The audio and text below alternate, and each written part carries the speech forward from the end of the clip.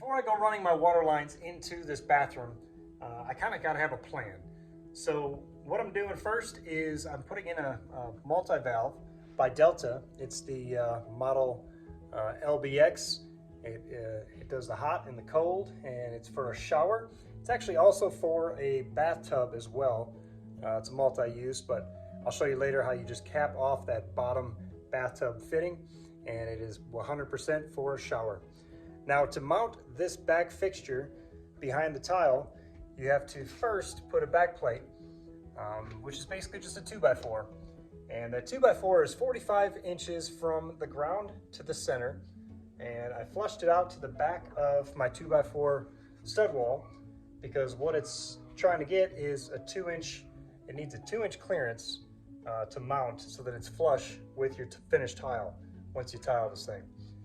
Then I also put for my, I'm putting in a rain shower fixture up here. So I put it up a little bit higher, and 3/4 back, I put another 2x4, and that thing is 84 inches to center off of the ground, just to give us some head clearance so that the rain shower will be well high enough underneath anybody who's taking a shower up here.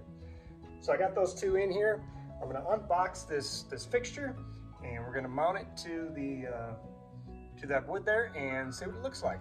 Okay, so on the shower fitting, we've got 4 connections on the fitting itself. And if you see the back side of it, it says up, pretty self-explanatory. The top one is gonna go to the shower. The left and the right are the hot and the cold inputs, and the bottom would go to a tub, but we're actually just gonna put an end cap on it because we're not taking that option. This will be a shower-only installation. And to put the fittings onto them, we're going to use, can I have it, buddy? Thank you, assistant there. We're gonna use Teflon, the white tape. We're gonna put that on there first, and then we're also gonna double up and put some pipe dope around these threads so that we are definitely covered.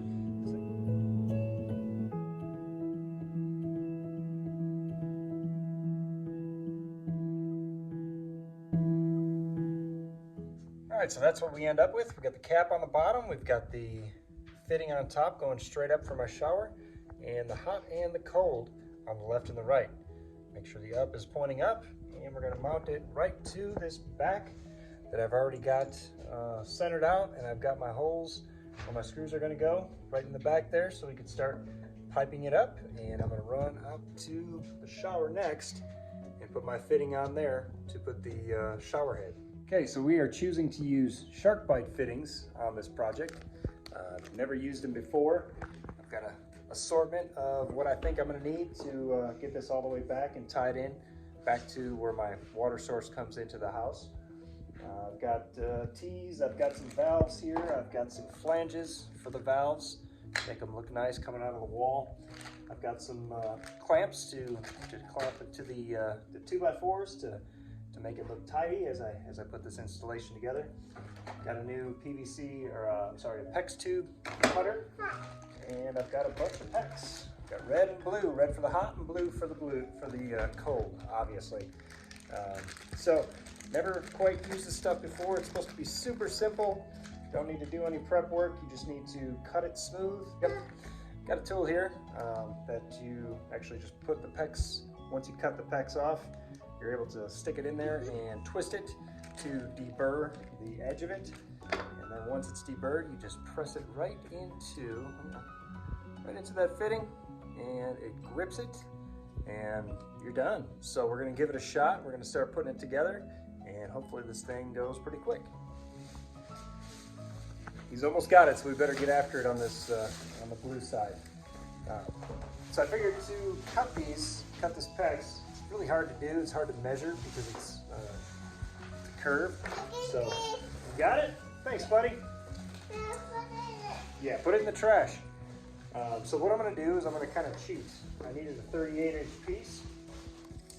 So I'm gonna mark it on the stud at 38. Take a mark right there from the end here. That way, I know that I gotta go to this point, hold it back, and then I'll be able to cut it back at the end of my 38. Just a little cheat there to to make sure you got the right size piece. Okay, we got our 38-inch piece, and we're gonna put that right onto the fitting. But before we do that, we want to get the edge deburred. Sharkbite makes a specific tool to do just that. It's got these little cutters on the side. What you do is you stick it into the correct size hole and you just give it a little twist. And as you can see, it takes off the edge there. Takes the edge off for you. It's nice and smooth. So the other thing this tool does is it'll show you just how far you actually have to insert your pipe, your PEX, into the Sharkbite fitting to ensure that you have a proper connection.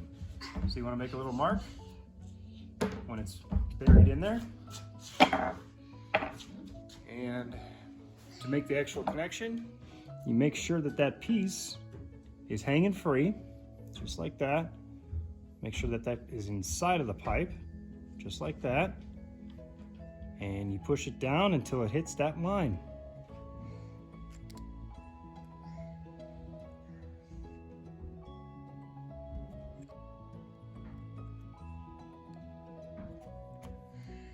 And there it is.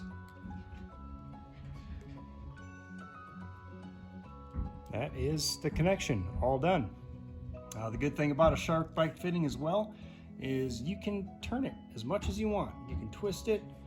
If it's not exactly where it needs to be, it will maintain a complete seal all the way. So we're gonna hang this shower fixture, right buddy?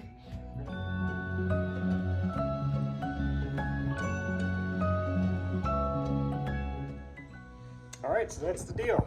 I've got my shower run up to where it's coming out, and then I've got my cold water and hot water run. Actually ran it through the stud here, through this double stud here, and then out into what is my garage space. Now I'm going to make that connection with a T, and I'm going to bring on the other side of the wall, I'm going to bring a blue and a red line, a hot and a cold, over here to these two holes I've got laid out around this sink. I'm going to stub in through with a couple valves there, and then finally I'm going to bring one back over by to where the toilet is, just a cold water down to it. So I'll do the rest of that work in the garage, and that should be it. Okay, so now we are in the attic space above my garage, and as you can see, this is where I put that Studer vent from the sink itself. And just underneath there, I've got my two holes where I've got the hot water coming in and the cold water coming in. I've got my toilet hole that I roughed in over there. That's where I'm gonna need a cold water run to it. And I've got my hot and cold for the shower stubbed through right here. So I'm gonna cut these back just a little bit, put some T's on them, and run them to the hot and cold for the sink right here. And then I'm gonna put a T on the blue line, the cold line, and run that down for the toilet as well, just to get this all tied in. At that point, I'm gonna run from these T's down to right above my, my inline water heater and tie into the cold line and the hot line of the house. And then we'll be complete as far as all the water goes for the bathroom.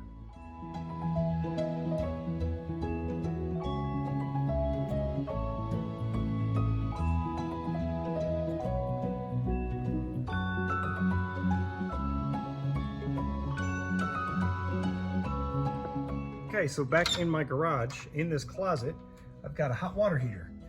And the first thing I did was I disconnected the power by unplugging it from the wall. That way my hot water heater is off when I'm tying in my hot and cold water lines to the second story. Now these are 3/4 lines, so what I've planned to do here is replace this 3/4 elbow with this 3/4 1/2" T to get a 1/2" line that I need for the upstairs. And I'm going to do another T over here to replace this 3/4 elbow for the cold water feed to the hot water heater. So that'll give me 2 1/2" feeds, one hot and one cold, going up to my upstairs. Now in line, I'm going to also need a 1/2" ball valve, which will be able to shut down the water when I need to. And I'm going to do the same thing on the hot water side as well. So I'm going to tie that all in right now and hopefully not get wet.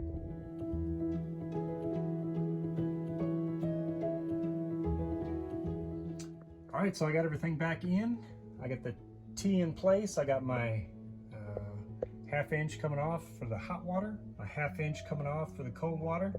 I got both of those valves shut in the off position right now because I'm not quite ready for water up there yet, but they are tied in for if and when we pass inspection. So hot water heater is back on and my lines are run through the ceiling all the way back into the attic space. So up through the attic space, we run our lines through, T into the shower, T into the sink, and the last one goes all the way down for the toilet.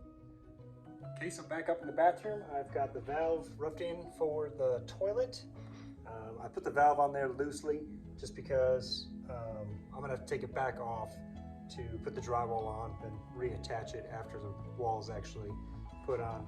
Same thing with the valves for the hot and cold water on the sink. And then on the shower, we're all set up with the hot and the cold. Run up to the shower head on the top and back through into the garage space. So that should work for all of the water lines in my addition. Next, we're going to start some HVAC work.